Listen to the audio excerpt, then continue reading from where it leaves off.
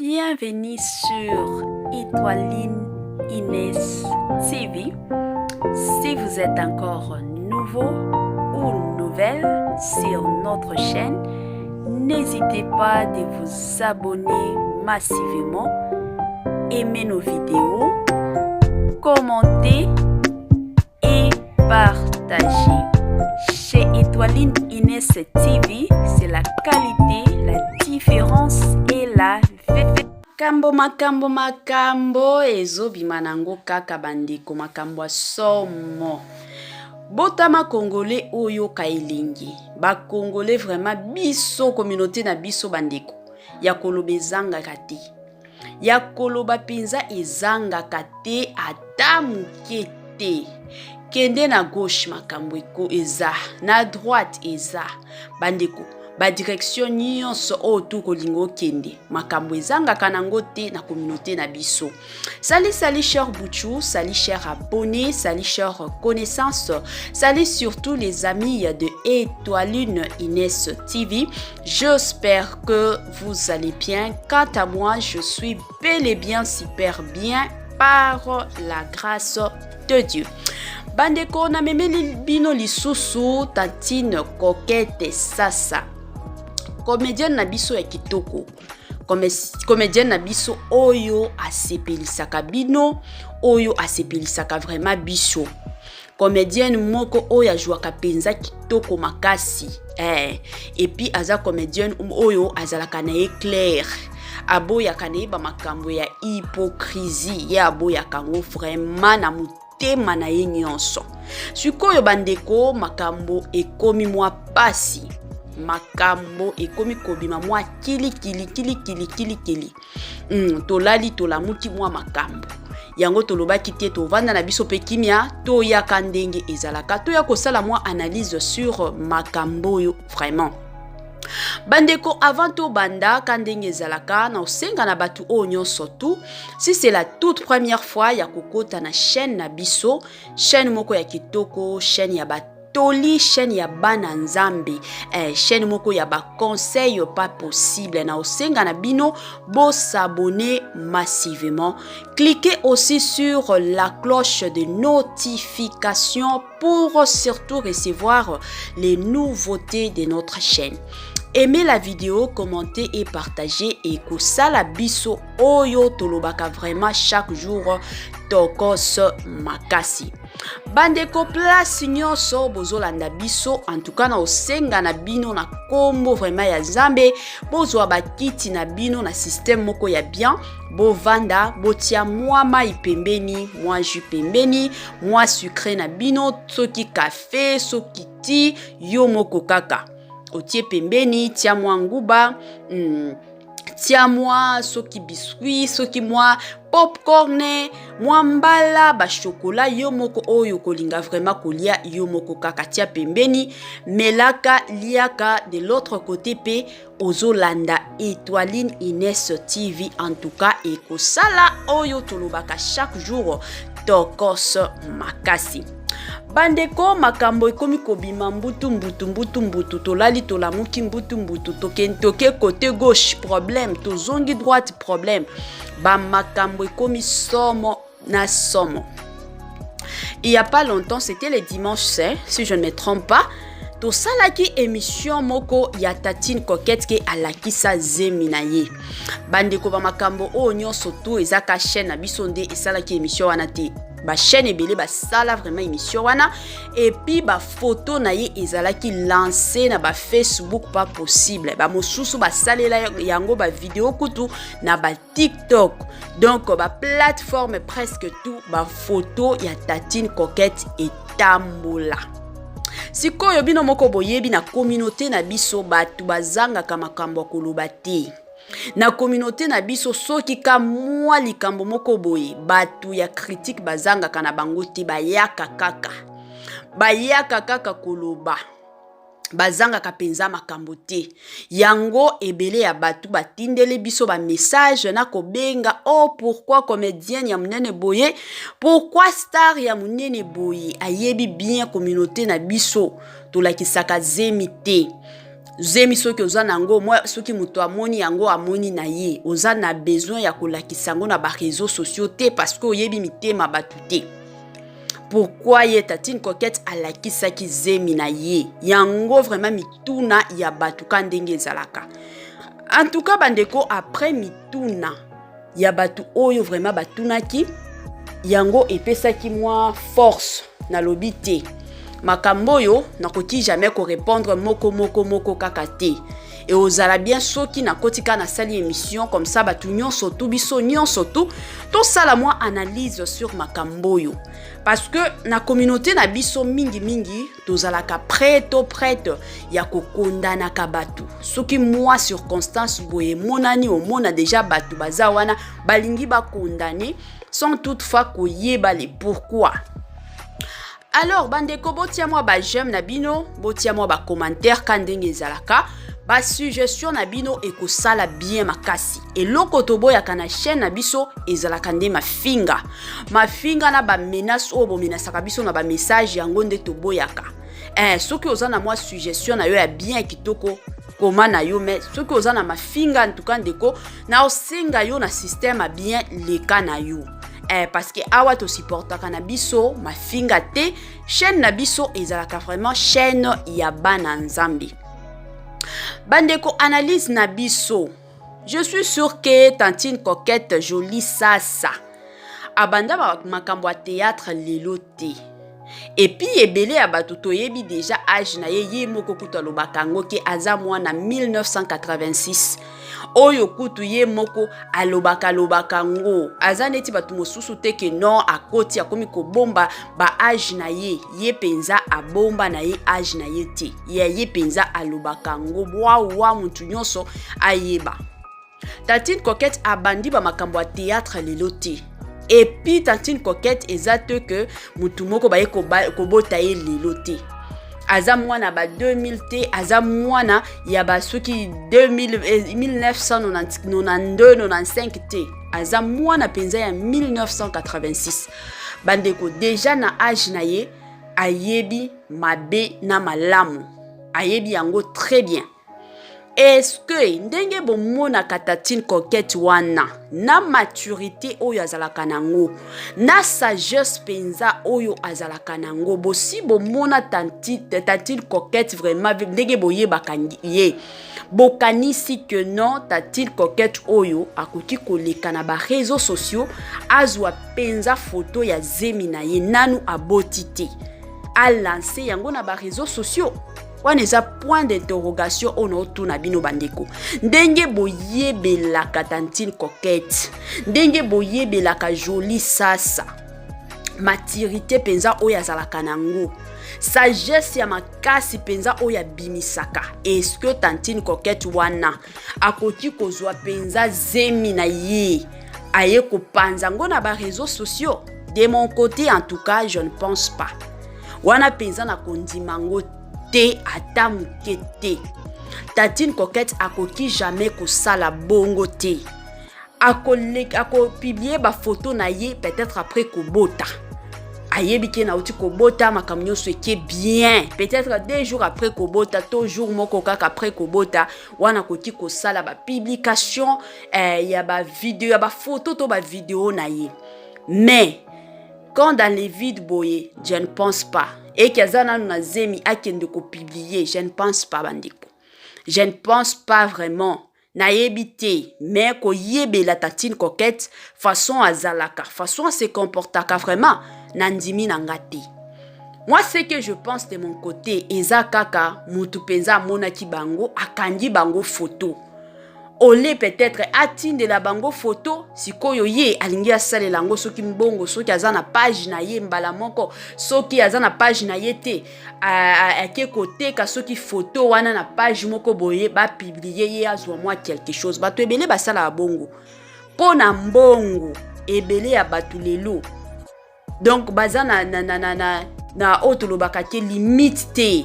Abanga take non peut-être dignité ya mutu to réputation ya mutu ko beba ebele ya bato ko préférer na ye alia mbongo ata soki vie ya mutu tel ezana na danger ata soki nini réputation ya mutu e baby ya azata kuna te. L'essentiel eza kaka ye azwi na mbongo. Tellement batu balingi mbongo koleka nyonso. Batu ya mokili lelo baye kolinga mbongo koleka makambo nyonso.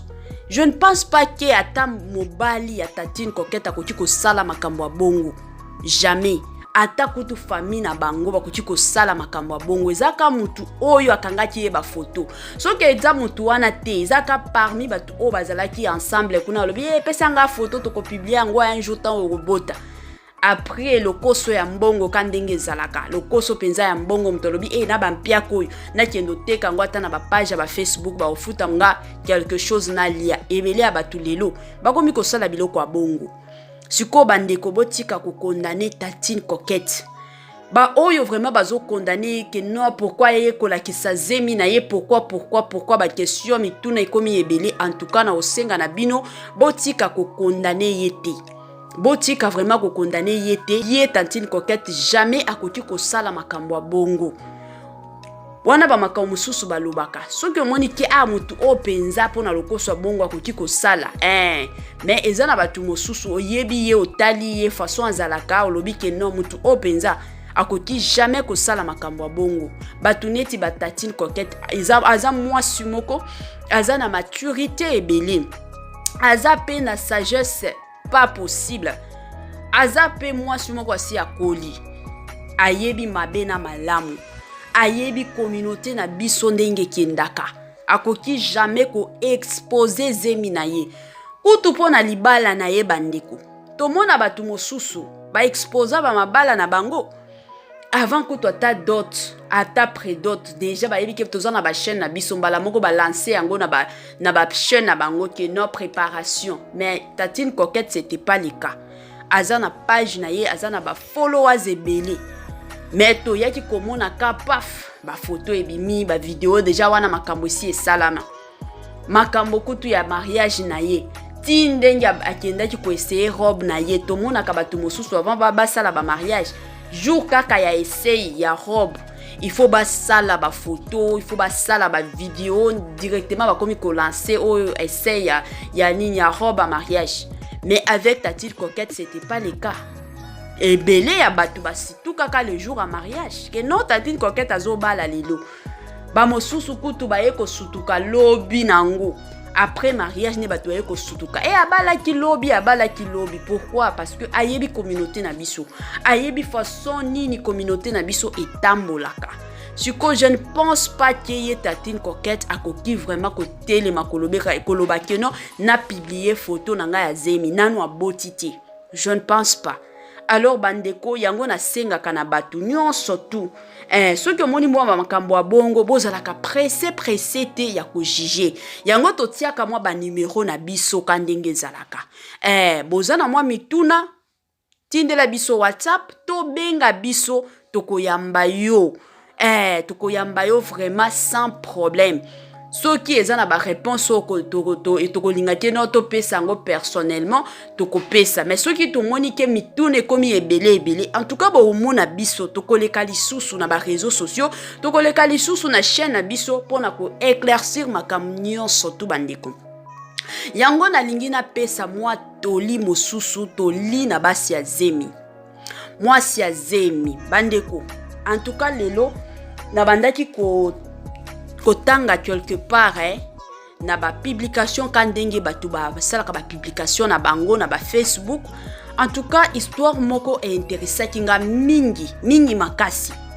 Mwasi moko azana zemi ya 7 mois. Sikoyo tension na ye ezo kitaka kaka muke ekiti ake hôpital. Médecin na ye ayebisi que non comme tension na yo ezo kitaka akomeli moi médicament moko il faut abando melaka.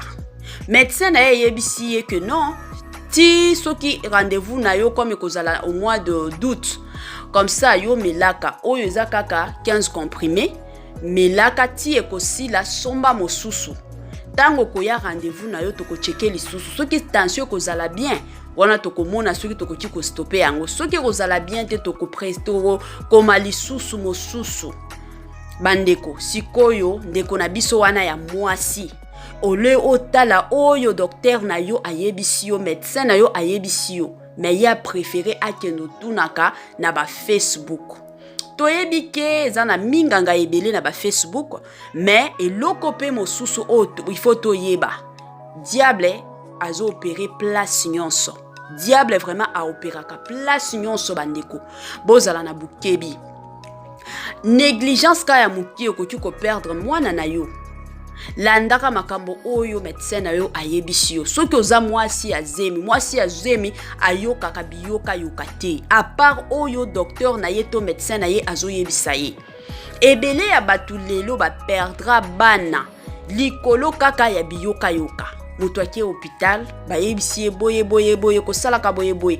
Tango azongi abeteli ba camarade na ye masolo. Mona camarade alobi nga kutu na situation wana nga pe na lekaki tango nazaki na zemi na ye. Nanga kosala na yo ba makambo wana te. O docteur alobi boye. Omoni motu pe aboyi na ye kolanda makambo ya médecin, akomi kolanda makambo ya copine ya camarade ya mama leki. Et après quelque temps, omoni mutu aye ko perdre grossesse na ye. Bandeko tozala keba. Toyebi ke ebele abatu bakoloba ke non ba docteur pe ebele lelo batiaka basi ebele na ba confusion. Ba docteur ebele lelo basalaka ke basi mosusu ba o perdre bana. Oui, c'est vrai, l'erreur est humaine. Mais eloko o il faut toyeba la plupart ya baka soki mwasi penza azo landela o docteur na ya lobi o médecin na ya lobi, en tout cas bazalaka bazwaka basimbaka tolo bango bongo basimbaka penza bana na bango na maboko nyonso, basimbaka bango penza bien makasi. Donc boto tika babiloko wana ba makam nyonso fona kendo tu na réseaux sociaux, na kendo tu na Google, na kendo tu ma epai, na kendo tu na boy bandeko to tika biloko a bongo. Totika biloko a bongo. Et puis moi toli ami bale wanto opesaka conseil na système kaka ya zemi. Lelo to mona basi ebele mona ka zemi ya 4 mois bandeko ba photo. Batu nyonso il faut ba mona ki azana zemi. Batu nyonso il faut ba sentir ke azana zemi. Na ba stati atia na ba stati ya ba Facebook mabe, atia na ba stati ya ba WhatsApp mabe, atia na ba video ya ba TikTok mabe. Bandeko zemi babomba kango. Zemi ezalaka lipamboli eyaka pe na bitumba ebele makasi. Ezalaka pe na bitumba makasi bandeko. Ezana ba mosusu azo exposaka na ye zemi na ye, mais vie de prière ezata kutu ya malonga te. Asambela kana ye te. Asambela kana ye te vi na ye eza donc vi moko ya désordre. Ya désordre makasi, mais olingi batu nyonso ba yeba keno yo zui zemi. Yeba ke zemi oyo za nango yo mutu aliboso te kozala na zemi pe yo mutu asuka te kozala na zemi. Ebele bazwa ba zemi babota. Ebele bazwa ba zemi elongwa. Ebele bazwa ba zemi nzamba sali bango ngolu babota mapasa, babota ba triplé. Alors ko kanisate que non zemi nangande ya liboso to ya suka te. Zemi babomba kango. O bomba zemi na yo na ba prière.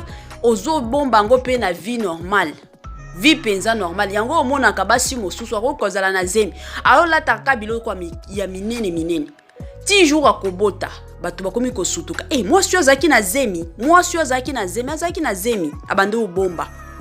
Zemi ezalaka lipamboli mais eyaka na bitumba ebele. Eyaka penza na bitumba ebele. Yango bomona kabasi mosusu o akufi jour akobota.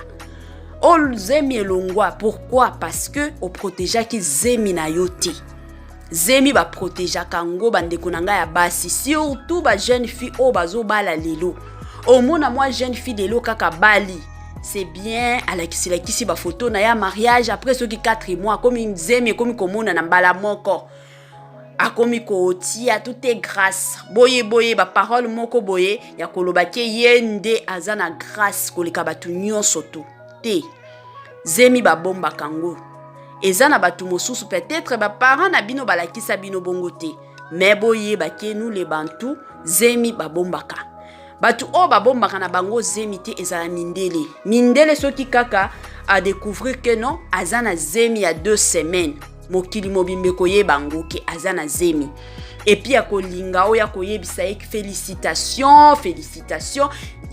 Je m'excuse yango mindele balinga bongo culture na bango eza ya kokokana na ya biso te. Ya bango eza vraiment différent comparativement ya biso. Ya biso penza kindoki eza nango ebele wana tolo bango. Sikoyo pona mindele donc ba makambo susu mona ta mondela za na ma projet moko boy. Akoyebisa batu nyonso projet na nga na lingi na somba mutuka na lingi na somba ndako na lingi na sala boy na lingi na sala boy. Mais avec nous les Batou ce n'est pas le cas. Biso les Bantou ata soki ozo na voyage ozo préparer voyage. Kutu eza na batu mosusu ata mama na ye ya bombi ya aboy koyebisa eke non le miron des oreilles. Aboy penza na mutema ni moko alobi te na koyebisa mutu te jusqu'à ce que mutu a voyager tango akomi peut-être ndé ko informer famille na ye. Pona nini to bangaka kindoki.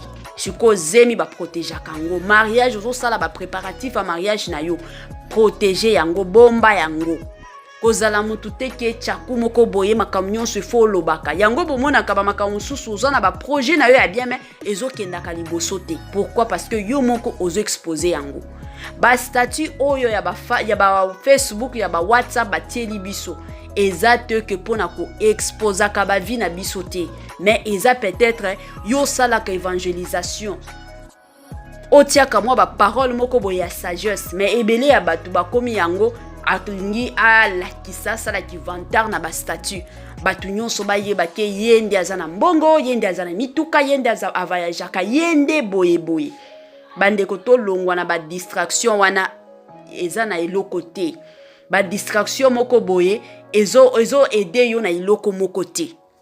Yango toyaki bandeko lelo toyaki poto sala analyse sur la grossesse de Tatine Sasa. Tatine Jolie Sasa ebela batu babenga kayeka mama Coco.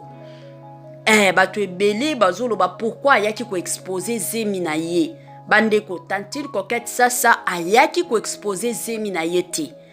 Ebele ya batu boyebi Tatine Coquette. Tatine Coquette aza mwasi moko azalaka na sagesse ya makasi, azalaka na maturité pas possible. Et jamais na koyeba ye na façon oyo azalaka.